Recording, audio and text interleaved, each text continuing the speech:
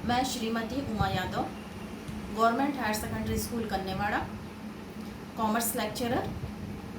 आज मैं साझेदारी 12th अकाउंट लूँगी जिसमें चैप्टर है साझेदारी। साझेदारी के अभ्यास के क्वेश्चंस बनाने के लिए हमें सबसे पहले ये देखना पड़ेगा कि उसमें कौन कौन से खाते बनते हैं।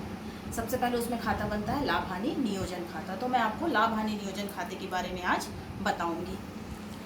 जैसे कि ये हमारा फॉर्मेट बना हुआ है लाभ हानि नियोजन खाता। इसके जस्ट नीचे होता है तिथि डालते हैं।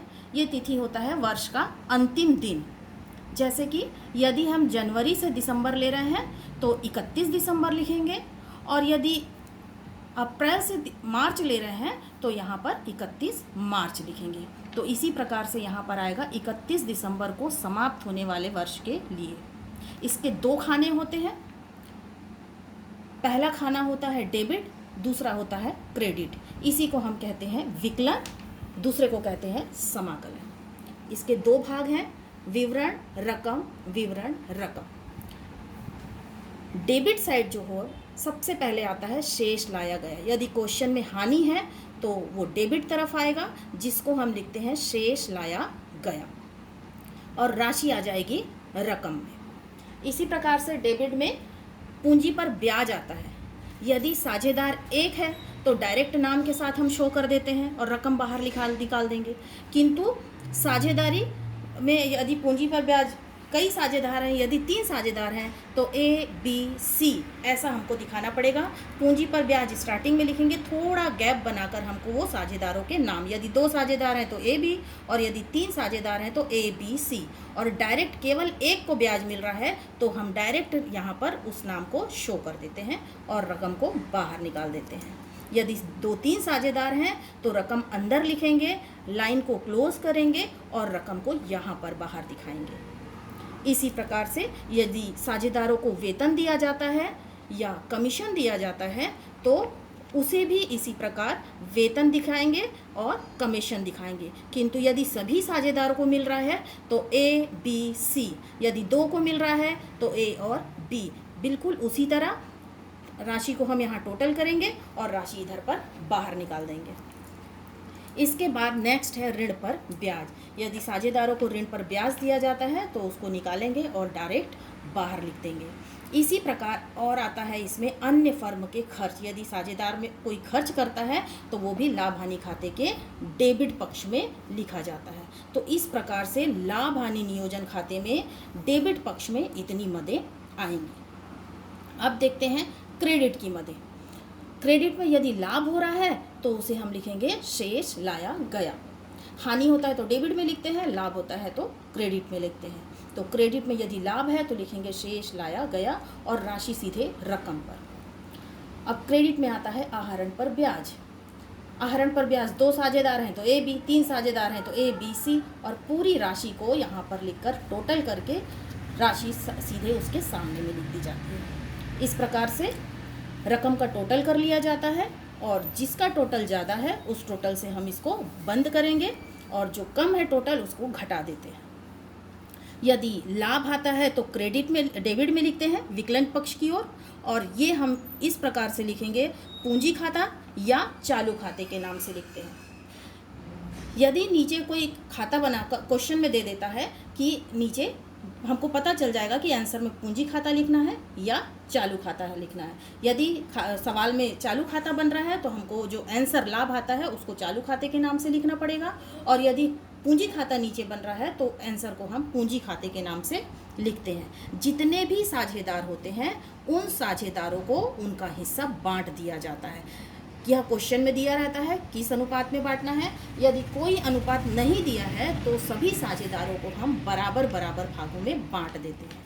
इसी प्रकार से यदि क्रेडिट में डिफरेंस आता है, हानि आती है, तो हम उसको कहाँ लिखते हैं, क्रेडिट में लिखते हैं। लाभ आता है तो डेबिट में लिखते हैं, हानि आने पर हम क्रेडिट में लिखते हैं। प्रक्रिया सेम वही रहेगी, जो भी अनुपात दिया है उसमें बांटेंगे, और यदि कोई अनुपात नहीं दिया है तो हम समस्त साझेदारों को, प्रत्येक साझेदारों को बराबर हिस्से में बांट देते हैं और सभी साझेदारों में लिखकर टोटल को बाहर निकालकर ये बॉक्स को बंद कर देते हैं, और ये यहाँ पर हमारा लाभ हानि नियोजन खाता जो है वो समाप्त हो जाता है। इस प्रकार से इस फॉर्मेट को हम याद कर बार बार बनाते प्रैक्टिस हो जाती है और इसी फॉर्मेट के आधार पर सभी सवाल हमारे हल हो जाते हैं। तो चलिए आज हम देखते हैं, एक सवाल हल कर लेते हैं। प्रश्न है, अशोक और अनिल एक फर्म में साझेदार हैं, लाभ हानि को बराबर बराबर बांटते हैं। दो साझेदार हैं, अशोक है और दूसरा अनिल है। 1 जनवरी 2017 को उनकी पूंजी क्रमशः 40,000, 20,000 रुपये की थी। उनको लाभ बांटने से पूर्व पूंजी पर 5% प्रतिवर्ष की दर से ब्याज देना है। 31 दिसंबर 2017 को समाप्त वर्ष का लाभ पूंजी पर ब्याज देने के पूर्व 16,000 रुपये था। उपरोक्त लेखा करने के लिए आवश्यक पंजी प्रविष्टियाँ, इसमें हमको पंजी प्रविष्टियाँ भी बनानी है। 31 दिसंबर 2017 को समाप्त वर्ष का लाभ हानि नियोजन खाता बनाइए। मैंने पीछे फॉर्मेट बताया हुआ है, इस फॉर्मेट को देखना है और इसके आधार पर देखना है कि कौन सी मदें हमारी डेबिट में आती है, कौन सी मदें हमारी क्रेडिट में आती है। तो देख लेते हैं, फॉर्मेट बनेगा लाभ हानि नियोजन खाता। तिथि देख लेंगे, कौन सी तिथि है, दिया है 31 दिसंबर 2017। डेट डाल लेंगे 31 दिसंबर 2017 को समाप्त वर्ष हेतु। सेम वही चीज़ रहेगा, 2 भाग बनेंगे। पहला भाग होगा विकलन डेबिट, दूसरी तरफ होगा समाकलन क्रेडिट। विवरण रकम। प्रश्न में सबसे पहले देखा जाएगा लाभ है या हानि। यहाँ दिया है 16,000 लाभ था, 16,000 रुपये। तो क्रेडिट में लिखेंगे शेष लाया गया 16,000। आगे क्वेश्चन में देखते हैं, पूंजी क्रमशः 40,000 और 20,000 है। तो पूंजी पर ब्याज नियम से हमारा आता है डेबिट में, तो लिख देंगे पूंजी पर ब्याज। 2 साझेदार हैं, अशोक और अनिल, तो थोड़ा अंतर पे लिखेंगे अशोक और अनिल। ब्याज है 40,000, 20,000, प्रतिशत है 5। तो हम यहाँ पर वर्किंग नोट में गणना कर लेंगे पूंजी पर ब्याज की गणना। पहला है अशोक, दूसरा है अनिल। अशोक की पूंजी है 40,000, अनिल की पूंजी है 20,000। 40,000 का 5% निकालेंगे, 5/100।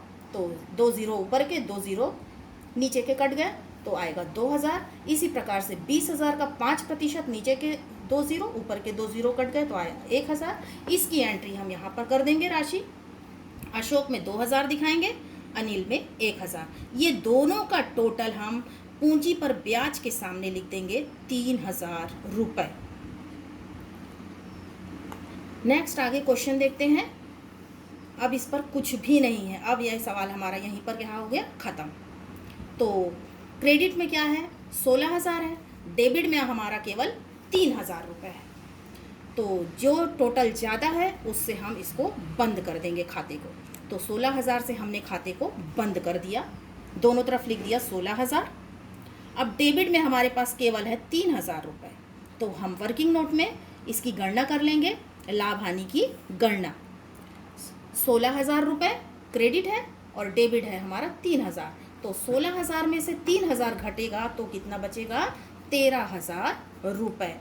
ये 13,000 हम यहाँ पर पोस्टिंग कर देंगे लाभ हानि खाते में डेबिट पक्ष में। ये लाभ हुआ है तो डेबिट में कमी होने पर डेबिट में लिखते हैं, लाभ होता है। अगर इधर कमी आता तो हम यहाँ पर लिखते, तो यहाँ पर कमी आया पूंजी खाते से 13,000। अब ये जो लाभ है ये दोनों साझेदारों में बटेगा। हमारे पास कितने साझेदार हैं, 2 साझेदार हैं, अशोक और दूसरा अनिल। अब यहाँ पर कुछ भी जानकारी नहीं दिया है कि इसको किस अनुपात में आप बांटेंगे। तो नियम के तहत जब कोई भी सूचना ना दी हो तो साझेदारों को बराबर हिस्सों में लाभ या हानि बांटा जाता है। तो इसको हम लाभ हानि का विभाजन कर देंगे। 13,000 को हम बराबर अनुपात में करेंगे तो आएगा 1:1/2। 2 छक्के 12, 2 पंचे 10 और ये आ जाएगा आपका 6,500 अशोक को और 6,500 रुपये अनिल को।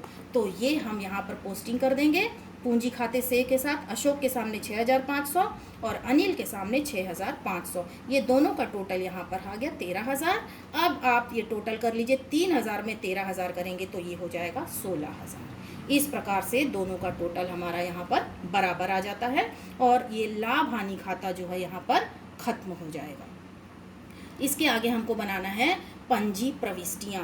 पंजी प्रविष्टियाँ बनाने का तरीका है, ये 11th में हम पढ़ चुके हैं, सभी को जानकारी है कि पंजी प्रविष्टि कैसे की जाती है।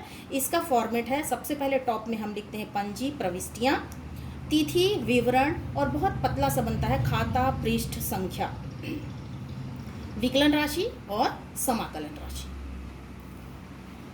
सबसे पहले पंजी बनाने का तरीका होता है जो डेबिट होता है, सबसे पहले जो टॉप में लिखे उसको हम विकलन कर लेते हैं और जो भी चीज़, जो भी मदें डेबिट में आई हुई है वो हम समाकलन कर देते हैं। इसी प्रकार जब डेबिट खत्म हो जाता है तो क्रेडिट पक्ष में क्या करते हैं, क्रेडिट को विकलन कर देते हैं और जो हमारा हेडिंग है उसको समाकलन कर देते हैं। जैसे कि ये पहली पंजी बनेगी, यहाँ तिथि कौन सा वर्ष है, 2017, ये वर्ष है हमारा 2017।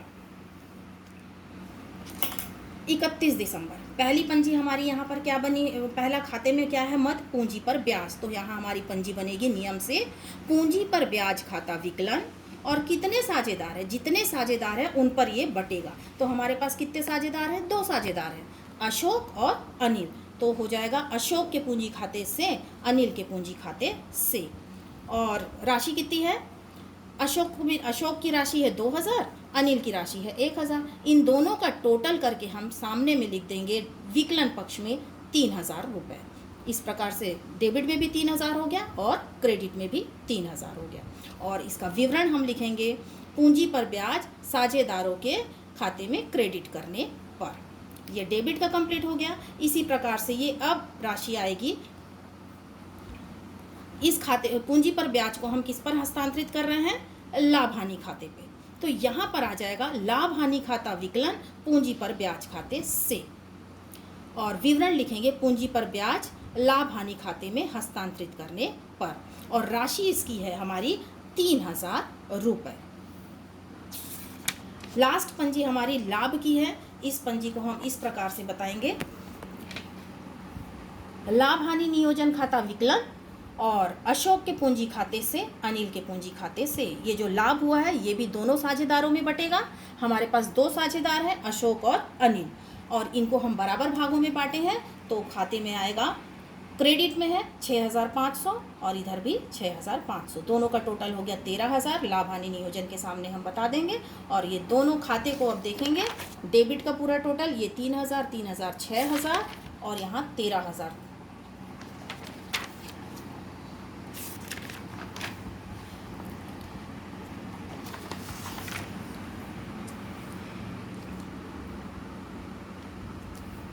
तो इस प्रकार से हमारी 3 पंजी बनेगी, तीनों पंजी खत्म हो गई। अब हम इसका क्या करेंगे, टोटल कर देंगे, विकलन की राशि और समाकलन की राशि। विकलन में कितना है, 3000, 3000, 6000 और ये 13000, तो यहाँ आ जाएगा 19000। इसी प्रकार से समाकलन की राशि 2 और 1 3, 3 और 3 6000, और यहाँ पर 6500, 6500, तो इसका भी टोटल आएगा 19000 रुपये। ये दोनों का टोटल बराबर हो गया, और जब सवाल ख़त्म होगा इसे 2 लाइन से हम यहाँ पर बंद कर देंगे। तो इस प्रकार से ये हमारा लाभ हानि नियोजन खाता और पंजी प्रविष्टि समाप्त हुई।